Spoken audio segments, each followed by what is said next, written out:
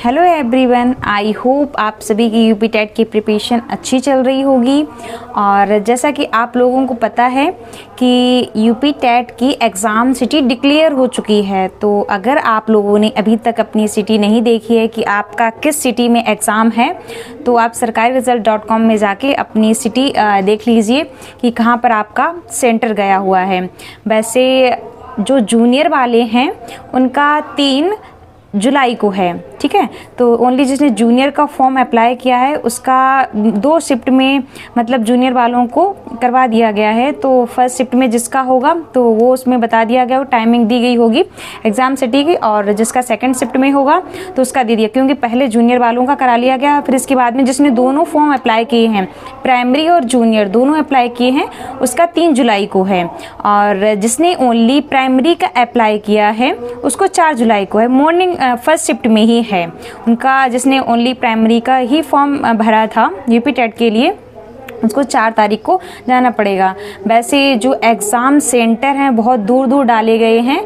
लड़कों को मान लो चलो कोई प्रॉब्लम नहीं होगी, वो अकेले भी जा सकते हैं, बट लड़कियों को ज़्यादा ही प्रॉब्लम होगी, उन्हें अपने पेरेंट्स को साथ में ले जाना पड़ता है। तो दूरी की वजह से बहुत ज़्यादा प्रॉब्लम्स हो रही हैं और गर्मी इतनी पड़ रही है कि बहुत ज़्यादा प्रॉब्लम्स आ जाती। क्योंकि मैं जब यूपी कांस्टेबल का देने गई थी, इतनी गर्मी थी वहाँ पे, जो लोग बैठे थे और जो बच्चों के साथ आए थे, जो वहाँ पे एग्ज़ाम देने आए थे, उनके साथ जो बच्चे आए थे, उनके पेरेंट्स आए थे, समझ लो इतनी बुरी हालत हो गई। तो उन लोगों को कुछ कहने को नहीं। और दूर दूर से आए थे, मेरा भी बहुत दूर था, मेरा कन्नौज गया था, तो दूरी थी। और यहाँ से भी मेरा जो मैंने भी अपनी एग्ज़ाम सिटी देख ली है।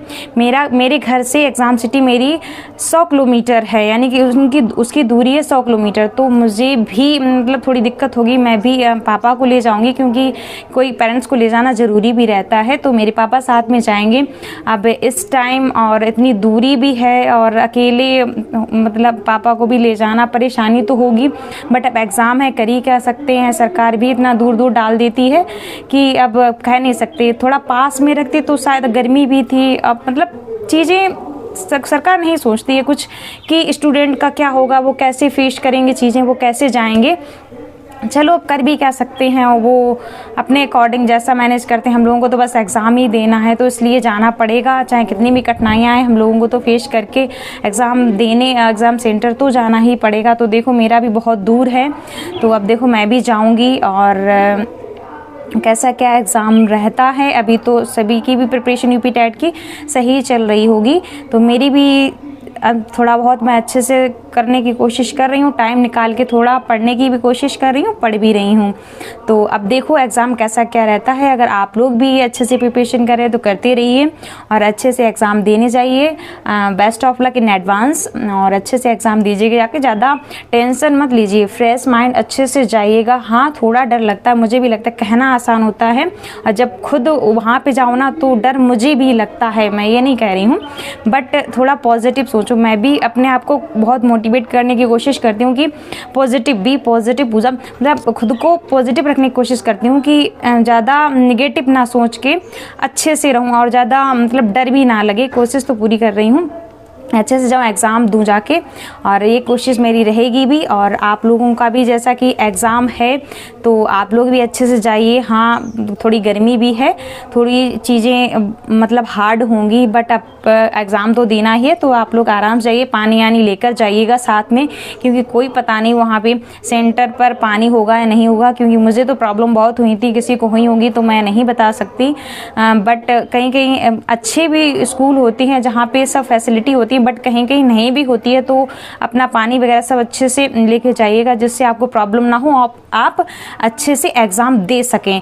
तो मैं भी अब अच्छे से पानी यानी अपना लेके जाऊंगी, जिससे वहाँ पे कोई प्रॉब्लम ना हो और मैं अपना पेपर अच्छे से दे सकूं। जैसा कि मेरा 3 जुलाई को है, मैंने प्राइमरी जूनियर दोनों भरा था, तो अब मैं जल्दी यहाँ से घर से निकलूँगी, तब जाके टाइम पर पहुँचूँगी। जाके पहले नहीं जा सकती ना, क्योंकि छोटा बेबी भी, उसे भी छोड़ के ज़्यादा देर के लिए नहीं रह पाएगा वो। अभी तो फ़िलहाल तो मम्मी के पास ही रहेगा, तो वो अच्छे से उसका ख्याल रख लेती हैं, मुझसे ज़्यादा वो ख्याल रखती हैं, तो कोई प्रॉब्लम नहीं होगी। पापा को साथ में ले जाना पड़ेगा, क्योंकि गर्ल्स अकेले ऐसे नहीं जा सकती हैं, और क्योंकि बहुत सारी हो जाती हैं दिक्कतें, अकेले मैनेज करना थोड़ा डिफ़िकल्ट हो जाता है, लड़कों के लिए नहीं होता। सरकार को भी थोड़ा सोचना चाहिए था कि हम इतनी लड़कियों को थोड़ा पास दे देते तो बेटर रहता, इतनी दूर भेजना तो ये तो मुझे सही नहीं लगता है। और वहाँ पे लोगों को देखना कितनी बुरी कंडीशन, हमारी खुद ही कंडीशन ख़राब हो जाती है, सर दर्द इतना हेडेक हो जाता है कुछ कहने को नहीं।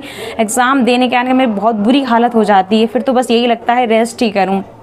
तो अब देखो कैसा क्या एग्ज़ाम रहता है और कैसा क्या एग्ज़ाम आएगा, तो आप लोगों के साथ शेयर करूँगी कि कैसा क्या मेरा एग्ज़ाम रहा था। और मेरा तो दोनों शिफ्ट में है, पहले जूनियर का है फिर इसके बाद में प्राइमरी का है, तो मैं तो दोनों दूंगी जाके। अब देखो फिर कैसा क्या पेपर आता है। अभी तो पूरी थोड़ी बहुत तैयारी अच्छे से है। अब ये मेन वहाँ पे मैटर करता है कि आप जब एग्ज़ाम में बैठते हैं ना, तब आपका प्रेजेंट ऑफ माइंड मैटर करता है कि आप कितना वहाँ पे कर पाते हैं। कहना बहुत से लोग मतलब बातें मार दें कि हम इतना होता है, बहुत इजी होता है ये वो, बट ये जो कंडीशन आती है ना कि एक स्टूडेंट को ही पता चले जब वो एक एग्ज़ाम सेंटर एग्ज़ाम हॉल में बैठा होता है ना, तब उसे पता होता है जब उसका प्रेजेंट ऑफ माइंड, बहुत से आते हुए क्वेश्चन भी गलत हो जाते हैं, बट मैं पूरी कोशिश तो करती हूँ कि गलत ना हो, बट ऐसा नहीं होता कि 1-2 क्वेश्चंस हो ही जाते हैं, हर किसी के साथ ऐसा ही होता है। बट अब ध्यान से करूँगी, अच्छे से OMR भरूँगी जिससे कोई गलती ना हो और अच्छे से पेपर दूंगी जाके। तो आप लोग भी अच्छे से जाइए एग्ज़ाम सेंटर पर, अपने टाइम से पहुँच, जिसका जब एग्ज़ाम हो 2 को 3 को 4 को टाइम से एग्ज़ाम सेंटर पर पहुँच जाइएगा, जिससे बाद में कोई प्रॉब्लम ना हो। तो बेस्ट ऑफ लक एंड चलिए मिलते हैं नेक्स्ट ब्लॉग में।